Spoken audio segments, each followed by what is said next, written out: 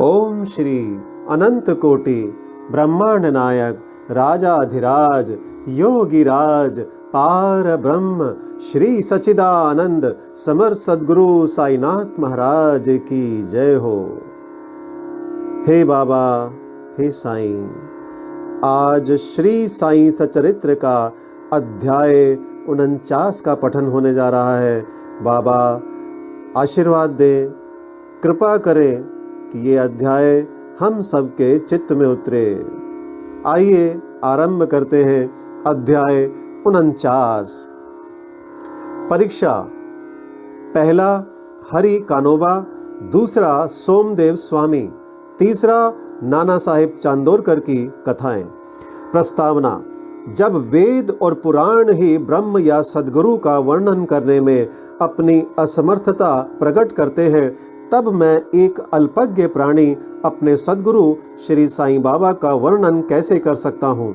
मेरा स्वयं का तो यह मत है कि इस विषय में मौन धारण करना ही अति उत्तम है।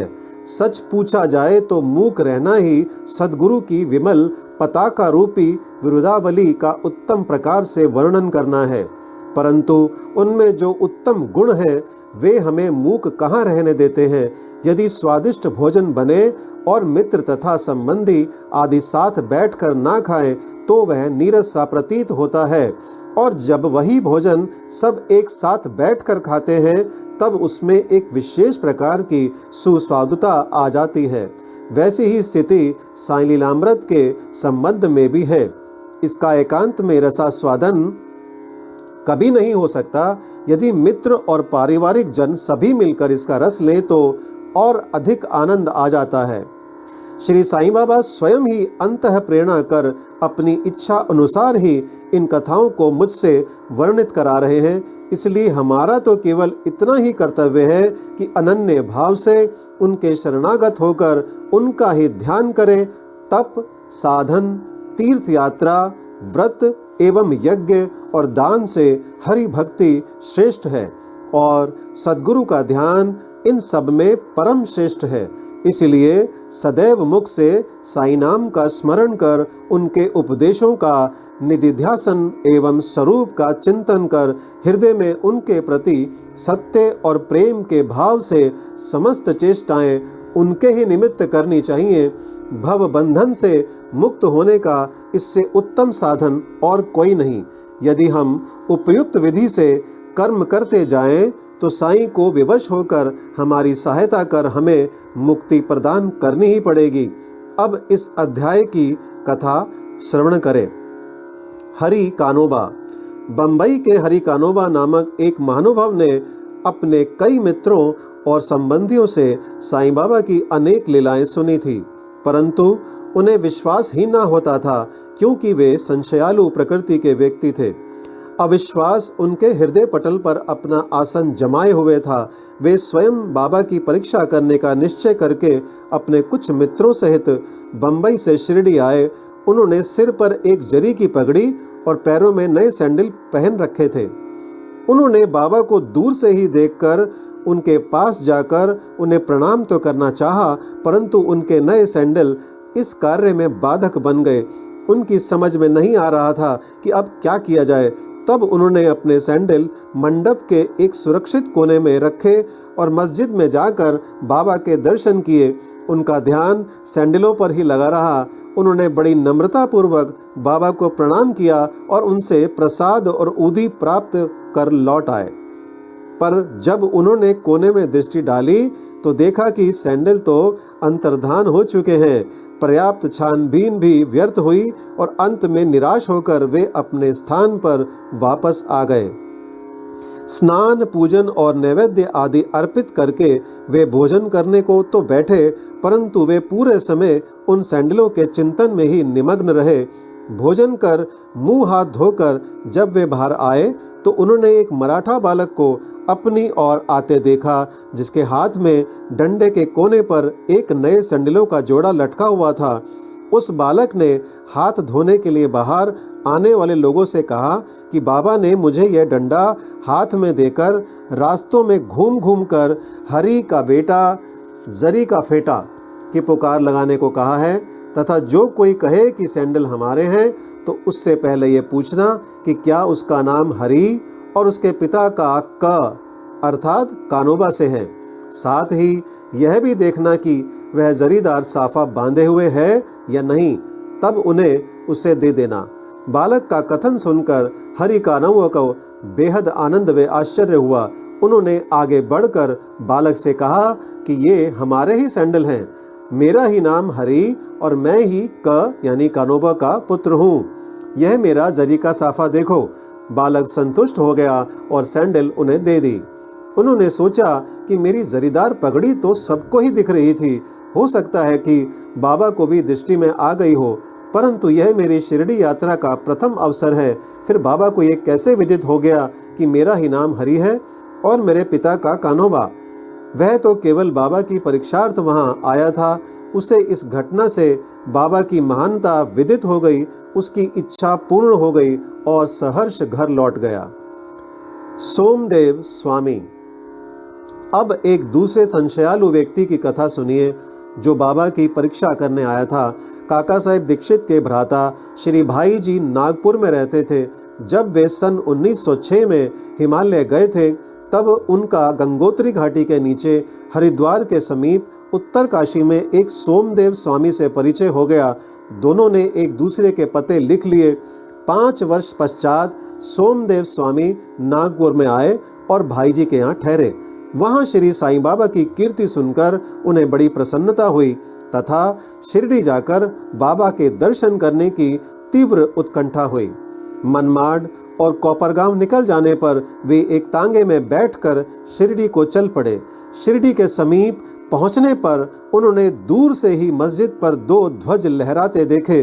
सामान्यतः देखने में आता है कि भिन्न भिन्न संतों का बर्ताव, रहन सहन और बाह्य सामग्रियां प्रायः भिन्न प्रकार की ही रहती हैं, परंतु केवल इनसे ही संतों की योग्यता का आकलन कर लेना बड़ी भूल है।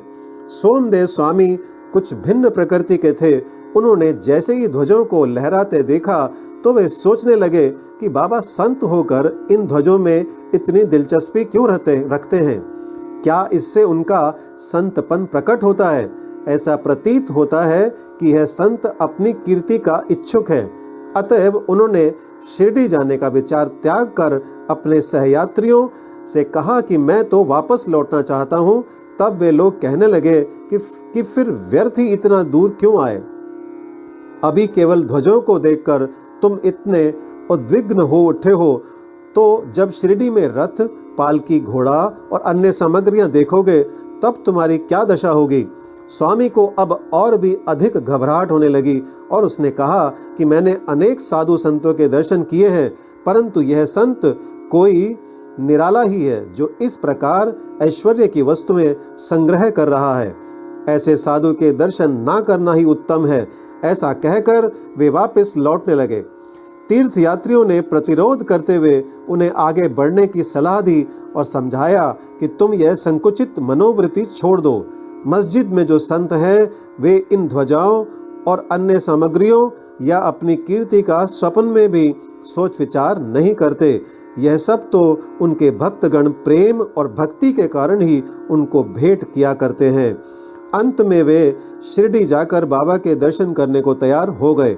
मस्जिद के मंडप में पहुंचकर तो वे द्रवित हो गए। उनकी आंखों से अश्रुधारा बहने लगी और कंठ रूंध गया। अब उनके सब दूषित विचार हवा हो गए और उन्हें अपने गुरु के शब्दों की स्मृति हो आई कि मन जहां अति प्रसन्न और आकर्षित हो जाए उसी स्थान को ही अपना विश्राम धाम समझना।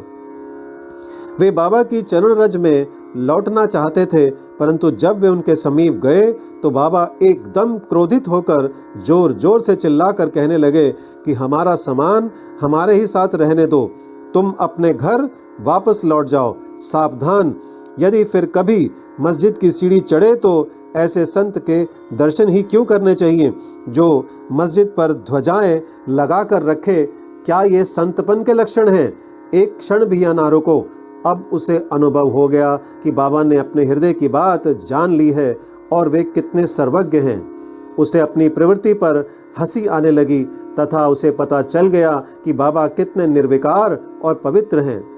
उसने देखा कि किसी को हृदय से लगाते और किसी को हाथ से स्पर्श करते हैं तथा किसी को सांत्वना देकर प्रेम दृष्टि से निहारते हैं, किसी को उदी प्रसाद देकर सभी प्रकार से भक्तों को सुख और संतोष पहुंचा रहे हैं, तो फिर मेरे साथ ऐसा रूखा बर्ताव क्यों? अधिक विचार करने पर वे इसी निष्कर्ष पर पहुंचे कि इसका कारण मेरे आंतरिक विचार ही थे और इससे शिक्षा ग्रहण कर मुझे अपना आचरण सुधारना चाहिए। बाबा का क्रोध तो मेरे लिए वरदान स्वरूप है। अब यह कहना व्यर्थ ही होगा कि वे बाबा की शरण में आ गए और उनके परम भक्त बन गए।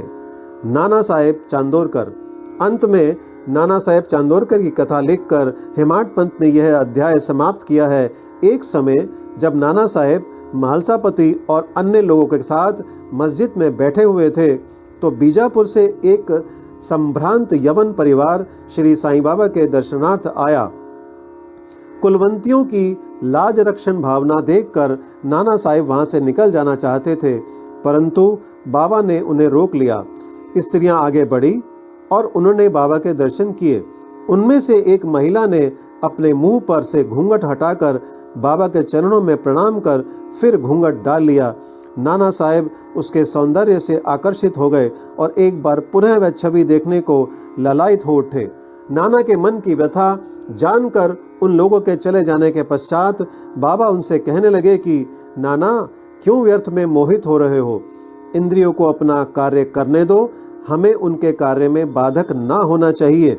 भगवान ने यह सुंदर सृष्टि निर्माण की है, अतः हमारा कर्तव्य है कि हम उसके सौंदर्य की सराहना करें। यह मन तो क्रमशः ही स्थिर होता है और जब सामने का द्वार खुला है तब हमें पिछले द्वार से क्यों प्रविष्ट होना? चित्त शुद्ध होते ही फिर किसी कष्ट का अनुभव नहीं होता। यदि हमारे मन में कुविचार नहीं है तो हमें किसी से भयभीत होने की आवश्यकता नहीं। नेत्रों को अपना कार्य करने दो, इसके लिए तुम्हें लज्जित तथा विचलित न होना चाहिए।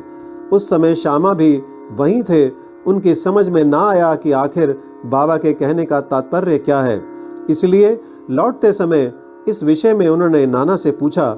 उस परम सुंदरी के सौंदर्य को देखकर जिस प्रकार वे मोहित हुए तथा यह व्यथा जानकर बाबा ने इस विषय पर जो उपदेश उन्हें दिए, उन्होंने उसका संपूर्ण वृत्तांत उनसे कहकर श्यामा को इस प्रकार समझाया। हमारा मन स्वभावत ही चंचल है, पर हमें उसे लंपट ना होने देना चाहिए। इंद्रियां चाहे भले ही चंचल हो जाएं, परंतु हमें अपने मन पर पूर्ण नियंत्रण रखकर उसे अशांत ना होने देना चाहिए। इंद्रियां तो अपने विषय पदार्थों के लिए सदैव चेष्टा किया ही करती हैं, पर हमें उनके वशीभूत होकर उनके इच्छित पदार्थों के समीप ना जाना चाहिए। क्रमशः प्रयत्न करते रहने से इस चंचलता को नियंत्रित किया जा सकता है। यद्यपि उन पर पूर्ण नियंत्रण संभव नहीं है तो भी हमें उनके वशीभूत नहीं होना चाहिए। प्रसंगानुसार हमें उनका वास्तविक रूप से उचित गति अवरोध करना चाहिए। सौंदर्य तो देखने का विषय है, इसलिए हमें निडर होकर सुंदर पदार्थों की ओर देखना चाहिए। यदि हम में किसी प्रकार के कुविचार ना आए तो इसमें लज्जा और भय की आवश्यकता ही क्या है। यदि मन को निरीक्ष बनाकर ईश्वर के सौंदर्य को निहारो तो इंद्रियां सहज और स्वाभाविक रूप से अपने वश में आ जाएंगी और विषय आनंद लेते समय भी तुम्हें ईश्वर की स्मृति बनी रहेगी। यदि उसे बाह्य इंद्रियों के पीछे दौड़ने तथा उनमें लिप्त रहने दोगे तो तुम्हारा जन्म मृत्यु के पाश से कदापि छुटकारा ना होगा। विषय पदार्थ इंद्रियों को सदा पथ भ्रष्ट करने वाले होते हैं। अतएव हमें विवेक को सारथी बनाकर मन को लगाम अपने हाथ में लेकर इंद्रिय रूपी घोड़ों को विषय पदार्थों की ओर जाने से रोक लेना चाहिए। ऐसा विवेक रूपी सारथी हमें विष्णु पद की प्राप्ति करा देगा, जो हमारा यथार्थ में परम सत्य धाम है और जहाँ गया हुआ प्राणी फिर कभी यहाँ नहीं लौटता। श्री सद्गुरु साईनाथ परमस्तु। शुभम भवतु। ओम साई राम।